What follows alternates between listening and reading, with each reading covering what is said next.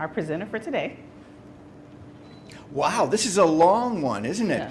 Yeah. You know what? Maurice, I use Maurice. He is incredible, a serial entrepreneur. Wow, a serial entrepreneur. I'm thinking Dexter there for a minute. He only kills entrepreneurs. I'm kidding, Maurice. With 27 That's plus not the way to start it. Hey. With 27 years in sales and logistics and technology, Maurice saw firsthand the inefficiencies in hospitality as a guest. Ooh, nice. He's now on a mission to streamline the experience, optimizing leisure time for guests while improving the work environment for those behind the scenes. I wonder if that was done through AI. No, it was not. Seamlessly. That's your lines. Wow. Maurice Sanders, everyone.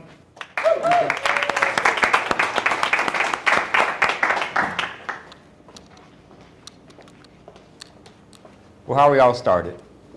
I remember being at the Waterfront Park at it was a food festival, a bunch of food trucks. We've all been there before.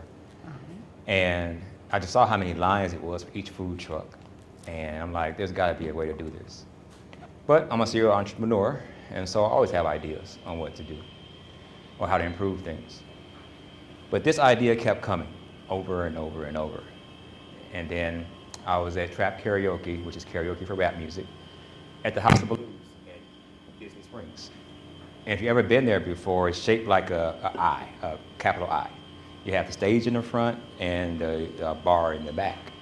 And so guests had to determine whether or not they wanted to enjoy the show or wait in line, or enjoy the show. And I just said, okay, there's clearly a need for this, so I'm going to go for it. Fate intervened and I was laid off. And after a couple of days of stressing about it, I said, well, might as well build that out. What we've learned, partnership over competition. In fact, the two biggest ideas I have shifted, came from this very room. Too bad Betsy's not here, because she's the one that told me that I shouldn't compete with POS systems, I should integrate with them. And it shifted my entire focus. Plus it helped me realize I didn't realize how hard it would be to create a POS system. Also, the name Easy Drink wasn't seen as socially conscious. And it also pigeonholed us, where I was tired of hearing objections saying, it was a built-in objection where, well, we don't serve drinks, so do you sell food also, and things of that nature. So we went with seamlessly. Not every partnership is a good one. We were negotiating with someone to come on board, and they were good as far as the technical side, but they weren't a good fit when it came to the company culture. It was a great experience, but we did learn that we needed to have a VP of operations because we did experience some churn as we went through this journey. My number one priority needs to be lead generation, whether it's LinkedIn cold outreach, cold emails, phone calls, or whatever it is to bring in a new lead and a constant leads. Prospecting beyond sales, where we're looking to be a thought leader, where we're in the middle of writing a book on the topic and also giving speeches and engaging in that nature. Also prospecting as far as for grants and opportunities for pitch competitions.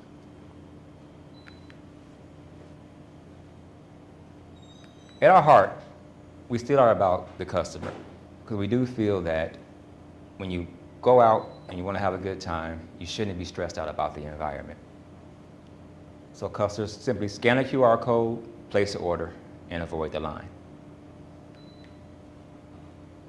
But we've evolved to seamlessly, where we're looking to bring the hospitality industry into the 21st century, from California to New York and Florida to Maine.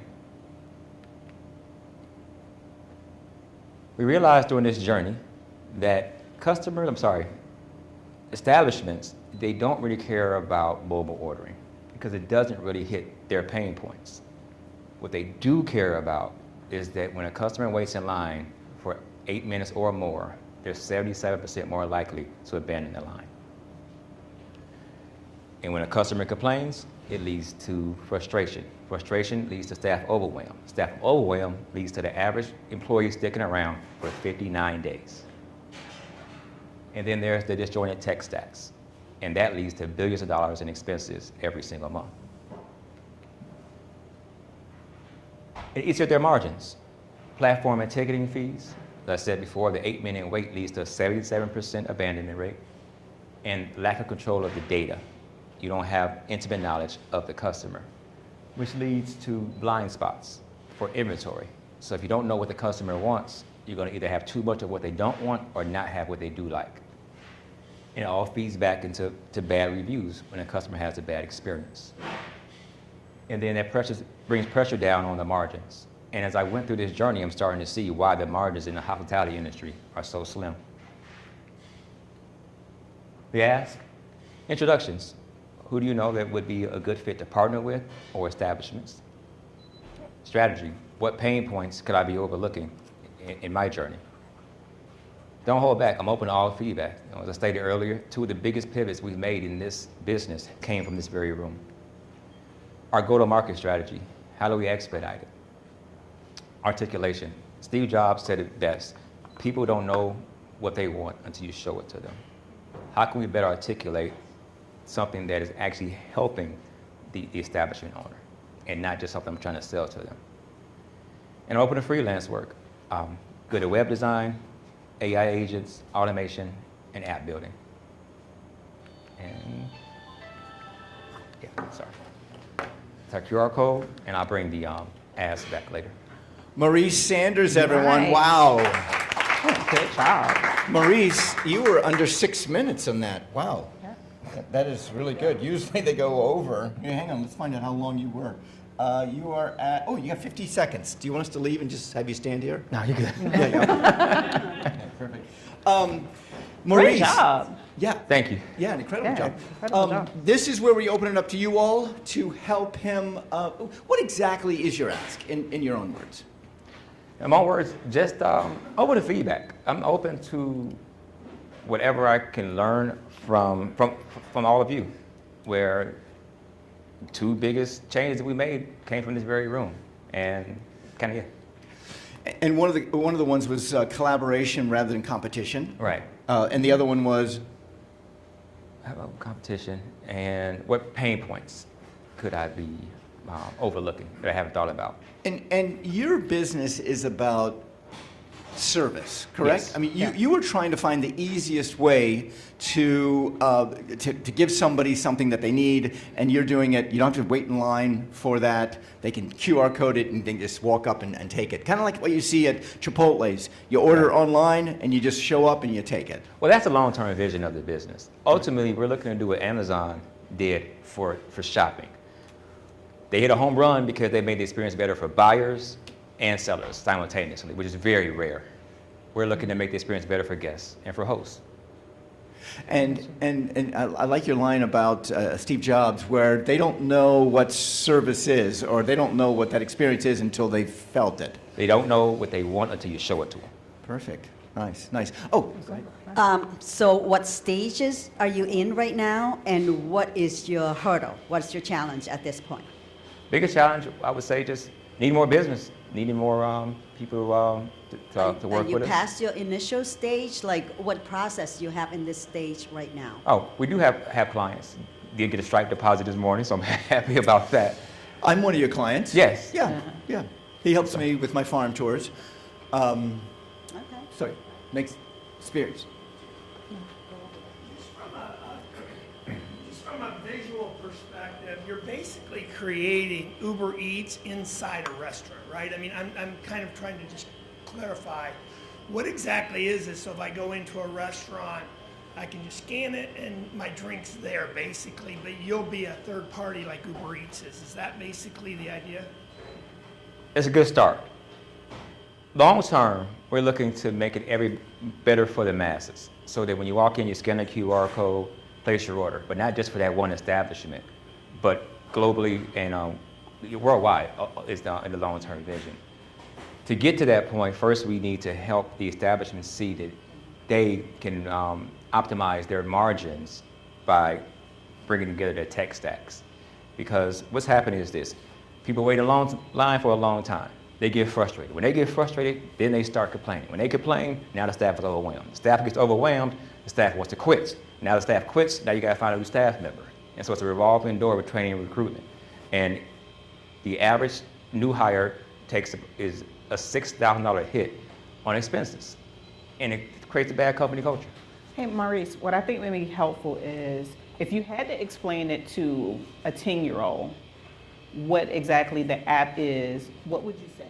Like, how can you just make it as simple and plain as possible? If you had to explain it to a 10-year-old, Okay. how would you say what the app is or what Seamless is? Thanks for that. No problem. Instead of having your Power Rangers over here and having your Pokemon over in this corner, and then having, well, I got He-Man, I'm aging myself, He-Man over there, we have them all in one toy box. So it makes it easier for you to clean your room, so your mother doesn't yell at you or your father doesn't yell at you, or because your room is unclean, and it makes it easier to go about your day. Now you get to play with your toys, put your toys back in the box, have a nice meal, and go back and play with your toys again. So you're offering an app or technology that helps streamlines tech debt, or are you offering a service where a customer orders from a QR code and prevents them from having to wait in a line because it allows their order to go in, and then, so, because I'm hearing two things right now. We're offering both. Okay. The first part is the mobile ordering to help the customer. Okay. But the establishment doesn't care about that part of it because it doesn't hit their pain point enough. Mm-hmm. What they care about is better margins, better staff workflows, and bringing in less expenses when it comes to the tech that they use. Luckily, all those things combined, the mobile ordering and what the customer wants and what the owner wants, can be combined under one umbrella. Gotcha. Yeah, I love it. I love it. I think this is a typical example from my perspective, how I understand you. Market demand. You have to create it. Right. You have solutions for something that appears to not maybe exist. I don't know if you have any competition and anyone that's doing it. And so you will have a little bit more of a challenge to actually create the demand. So you have the answers. What I'm hearing you say, you showed some stats. Those are some great ones. Now you bring it down, you say industry loses $25 billion, I think. Right. Make it tangible for that individual business owner.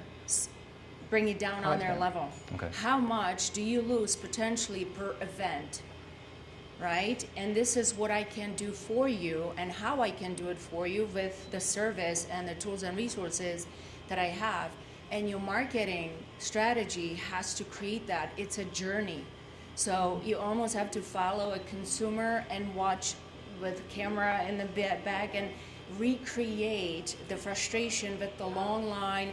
I'm missing the concert, I'm missing the presentation because I'm standing here and then I'm juggling the food and something fall, so create the demand, show the pain points, not only from the customer standpoint, that's audience number one, but audience number two is the actual business owner that is losing business because of the lines and all the challenges that people have to go through. So do a research on creating demand and some of the incredible things that you can do with all the knowledge you already have and the stats that you've presented. Because I love what you're doing and it's needed. I am your customer. I'd be like, oh my gosh, can I scan a QR code? Absolutely. So I love what you're doing. It's just a matter of marketing it the right way. And then two audiences, not one, two, right? So have two stories. Thank you. Yes, I have two questions. Define your ideal customer and give me what differentiates you from your most fierce competitor. My ideal customer would be high-value establishments such as bars and clubs. As far as what differentiates me from my competitors would be my vision of where I feel that the industry is inefficient, and the idea could be duplicated. Someone can copy the app word for word, or go on ChatGPT or Perplexity or Claude or whatever it may be and copy it. But they don't have my vision of where I think that we are suffering as a society to have a better experience. Because I remember I was at RPM Italian after my son graduated from high school, and I made a reservation at the last minute, luckily, But we waited for an hour for the reservation, even though we were in the building. And now it was a frustrating experience. And that frustrating experience doesn't just stay at the restaurant. It goes home with you. And it kind of ruins the night sometimes. And so I'm truly passionate about changing the world with this. So I do have one more. So you have indicators to give your customers success stories or success activities or demographics. You know, at the end of the month or the day or the year, you can go back to your customer and he says, oh, I had this much increase in my satisfaction rate, or how do you figure that out? The goal would be the average amount of time that someone waits in line, the average amount of time that they have as far as they came up with a specific terminology for this, but per customer spent. Because the less somebody has to wait in line, the less frustrated they are with the experience, the more they're going to spend. Also, that leads to higher retention rates with your staff, because if your customers complain less, staff ultimately is going to stick around longer. If staff sticks around longer, it's less expenses when it comes to staff turnover. Just out of curiosity, have you had the luxury so far? It's a pretty cool idea. Have you isolated any of these things that you want to accomplish to see what level they are being received by the people that are standing in line? In other words, I'll stand in line if it's a place I really, really want to go, or I'm going to try and isolate what are the best times to sneak in there when no one's around yet, either front end or back end. Now, that's been tried for decade after decade after decade. I mean, and now that's exactly why drive-through started. Right. And now by isolating that individually and incorporate that to all the things that you want to get accomplished, it's a good plan. The size of it, the magnitude of what you're trying to put together, in my opinion, is out in right field with a catcher's mitt. And I say that not to be rude, because it's a good idea, and no one's ever been able to do it, to be quite frankly. So if I were in your boots, I would try and find a way that I can isolate 1, 2, 3, 4 of the problems and work on just one at a time. Right. And make sure that that works, or you have no game to play. Right. Okay? And with your reputation and the knowledge that you already have, and certainly the lots of work that you put into it so far, you can't reap any benefits until you have one that actually works.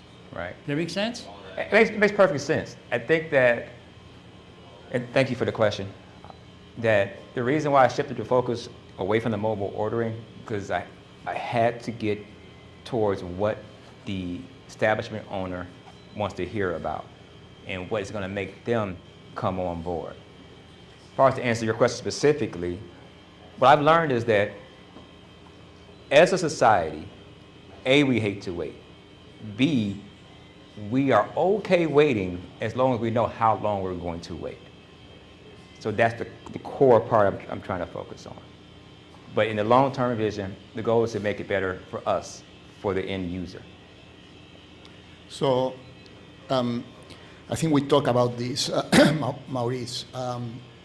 The technology already exists, right? So it's being offered already in several places. So the question is, what is you are bringing in the table that is better than the existing technology, right? In terms of seamlessness, how it connects with the POS system. I think you had a good idea there, because the one that is currently existing is coming from that POS system. And if you can integrate yours with several different POS systems, that could be an advantage for you. The other one is the cost, right? If you can be cost competitive or not. And the other one that I don't know if that technology is solving is, I mean, when you bring this technology, you are moving the line from the front of the kitchen to the kitchen, right? So yeah, I mean, people are not waiting any longer because everybody's putting the orders, but now the line is in the kitchen. So how they manage the kitchen or the bar, right? Also, you need to solve that issue, because otherwise you are just moving a problem from one place to the other. So that's part of how you really connect and all the dots and bring a solution for the pain. Thanks for bringing that up. As far as the solution, that when things get too busy for the back of the house, it brings me back to what I said to the gentleman here, is that there's still going to be times that we have to wait. But now if you know how long you're going to wait, it makes the experience a lot better. So you can disengage for a second, get back with your family, or get to a book, or whatever you want to do, and you know in 22 minutes, my order's going to be ready. But if you're sitting there waiting, you don't have an idea how long you're going to wait for, now you're distracted. Now you want to have spend time with your child, but you're still wondering, is your order going to come up? Did I miss the order, or whatever it may be? I'm sorry, I didn't hear you. I'm sorry. Very strong solution right there. Thank you. Pain point that you solve it. Yeah. Appreciate that. And also, the differentiator is, yes, there are other places where you can that have mobile ordering, but they're all disjointed and spread apart. Our ultimate goal is to have everything connected, because if, for example, I like lamb chops, I should be able to walk into any establishment in the world and they should be able to know how I like my lamb chops, what seasoning I like on them, and what I like to pair it with. Hey Maurice, good morning. Jared Taylor of Sugarloaf Partners, nonprofit fundraising consultants. I think you have a golden opportunity to partner with nonprofits here in the community. There's 800 here in South Lake County, whether it's an event, whether it's a golf outing, whether it's a gala, whether it's an auction. I think you should definitely use that opportunity.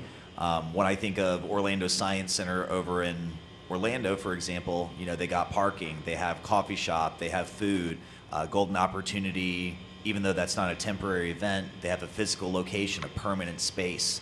And if you do partner with some of these nonprofits for a temporary event, that might be the foot in the door at a venue that may not look at you the first time without that partnership. So reach out to charities. There's a great opportunity for you there. Thank you. That's a good idea. So what if your target audience wasn't actually any businesses that already exist? What if they were just startup companies and you're pitching it to them to be able to save money, one, on employees, but also customer satisfaction as well? So you're moving in, what I keep thinking of is crumble cookie. I keep thinking of when you walk in, you kind of take your own order and then, you know, their order comes up and you walk out with it. They don't tell you exactly how long it's going to take or anything, which is where your system kind of could optimize that a little bit better. But I think your target audience might be companies that don't exist yet, or not companies, restaurants that don't exist yet. Those small shops that want to integrate this new school way of digital ordering, but also, you know, use someone like you to help them save money with their business. Thank you. That's a great point. And one outreach that we're looking to implement is with somebiz.org, I think it is, where you have a list of all the new establishments that incorporate. Okay. And so targeting them. Cool. But I need to do that, put that at the top of mind, so I appreciate that. So I want your service. I want you to come to my office, and we're going to sit down. I want you to describe my success story from what you do for me. That's a question, right? Yeah. Okay, all right. That's a request. It's got to be cost effective for me. Okay. I'm going to use your service. So right. Define what my success story is after you provided your service to me. Okay. Your success story after I provide the service to you is that customers are going to spend more per visit. Okay. Customers are also going to be more prone to return back to the establishment because now you have the data to see what they liked and what they ordered. And you can start sending them text messages or emails or app notifications so they can come back into your doors. Now you have the opportunity to have a better staff workflow because the staff kind of knows the customer that's going to come in and what they like. And that's going to create a better experience between the customer and between the staff. Those two things together create less staff turnover because people are enjoying their jobs and they're doing part of the job that they like the best, which is talking to the customer. And so you're spending less time finding new employees. Less time you spend finding new employees are better margins for you and you can focus on other parts of your business. So when we sit down in 6 months, you're going to be able to show me information about how well. Absolutely. So I used to work as a bartender. What you're kind of identifying from what I used to do was around 10% of my average role was in these high demand situations where we had a line that was 10 deep. and that would happen 10% of the time. So it doesn't really create a large opportunity for many of these business owners to take on something like you, because it's 10%, and you're already at a capacity limitation there. You have to hire more people to push out more drinks. So if you're fulfilling a capacity limitation, great. I don't think you're going to build a demand high enough from the restaurant audience, because you're also changing their business model. You're now requiring the bartender, in some cases, to go and deliver the drink outside of the bar, because there's no way to let the customer know rather than just yelling, which, think of a Cheesecake Factory yelling that Nathan has an order and Nathan's on the other side of the building. Cheesecake Factory doesn't want that. So you have to change the entire business model of a restaurant more into a club, which might not be what they want. And on the other side of that, the touch points that we experience as customers make us buy more beer and make us increase our actual capacity for consumption. Those touch points aren't going to happen with your app. You're going to rely on a push from the customer rather than pushing to the customer, seeking them to order. So I think that those are going to be 2 points that you have to overcome in your sales pitches. That I don't know how you're going to overcome those. It'll be rough. Well, I have something to say, and that is, you know how we go to a bar and there's a big line waiting, and you just walk right up and they're like, hey, Farmer Bank Alfred, come right in. Right. You want to create that service for everybody. Like, you don't have to wait in line to get into the bar. Now we're getting back to our the original part of the conversation where he's exactly right. Sorry, what's your name again? Nathan. Nathan, you're exactly right. It's not enough of a pain point for the venue owner. It's not enough of a pain point for the bartender. We aren't looking, where the bartender wouldn't have to go outside of the bar to deliver the drink. It would be a notification on the bar side and notification on the customer side for the customer to however they did it before seamlessly, the same way they're going to do it afterwards. That's when it dawned on me that I have to find the pain point that focuses on the vendor and focuses on the establishment. And that's where it comes in with, like, for example, DoorDash. They're ripping us off. The DoorDash charges, I think, a 30% upcharge. You have the service fees on top of that, and then they don't have the data after that. So they don't know. And when DoorDash does a bad job, who gets the complaint? The vendor, not DoorDash. And so that's why I shifted my focus towards that part. Right. Yeah, I think the question that asked Nathan is important, because when we discussed the target customer at the beginning, we were talking about places like food halls, like Crooked Can. Those are the ones who benefit of this technology, because you have several vendors and the customer can order from the table for several different places in one location. Right. And they can reorder food, or the places where you go and order at the front, and then people bring your food, and then you can reorder drinks. So for a full service restaurants, maybe it's not the right target market right now, but for all the other ones, it could be a very good solution, because you have several vendors that can, get the order from only one place, and that's great for the customer. So moving from that target customer to a full service restaurant, you have to, bring something else probably. Right. And Maurice, I want to tell everybody how you've helped me out.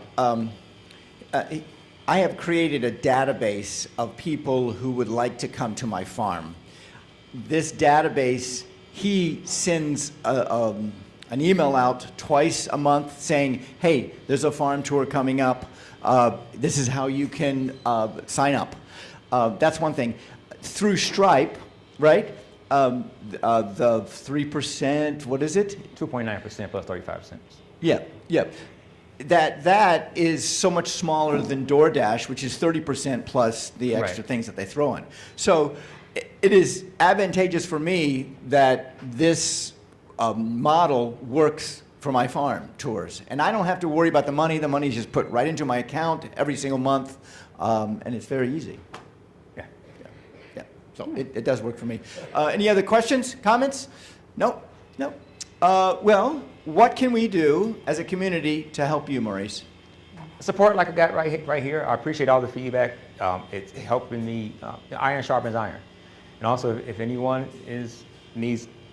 does need or knows someone that does need app design, as well as AI agents or anything in the technical space, I can help with that so that I can continue this runway.